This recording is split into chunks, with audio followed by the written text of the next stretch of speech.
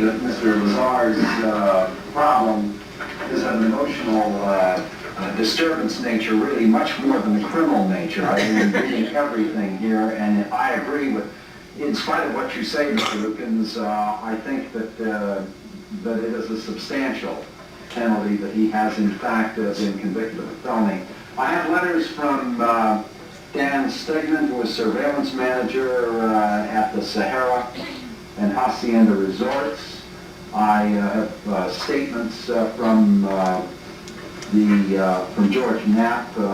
I have reviewed the material from Mark Fierro, from Mr. Bilbray's office. I'm impressed with all of that. I note that although it doesn't show a lot of income, we do have a W-2 form of record that shows that he worked for the United States Department of Naval Intelligence. Very important point. Evidently, based on what you say, that affirms that Detective Bill Young, who investigated this, does not have any objection to probation.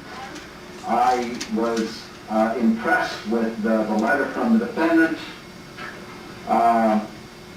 in which he acknowledges that his actions were irresponsible and they caused great embarrassment and pain to me and my loved ones.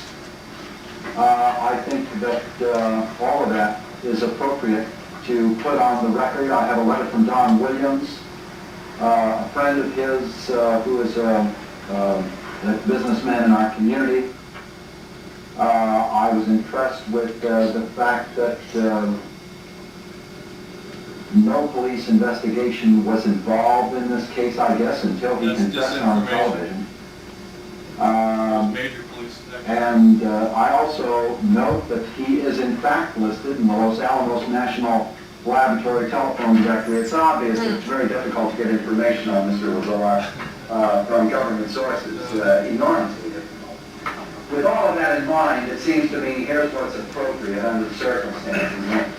In addition to the $20 administrative assessment, this court does now sentence you, Robert Lazar, to confinement in the Nevada Department of Prisons for a period of 3 years. I'll suspend that sentence and place you on an indeterminate period of probation not to exceed 3 years, subject to the following terms and conditions. Number one, I think you can do some useful community service, and I will order that you do 150 hours of community service during the period of probation.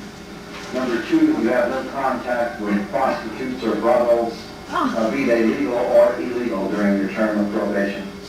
Number three, I'm going to order that you have psychotherapy once a week with a qualified psychiatrist, psychologist, or American family counselor for a period of 1 year.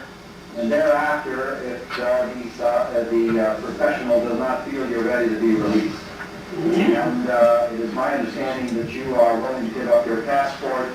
It seems to me that's probably appropriate. Should you have a business need to travel, I would imagine that that could be worked out with your probation officer. And that will be the sentence. Thank you.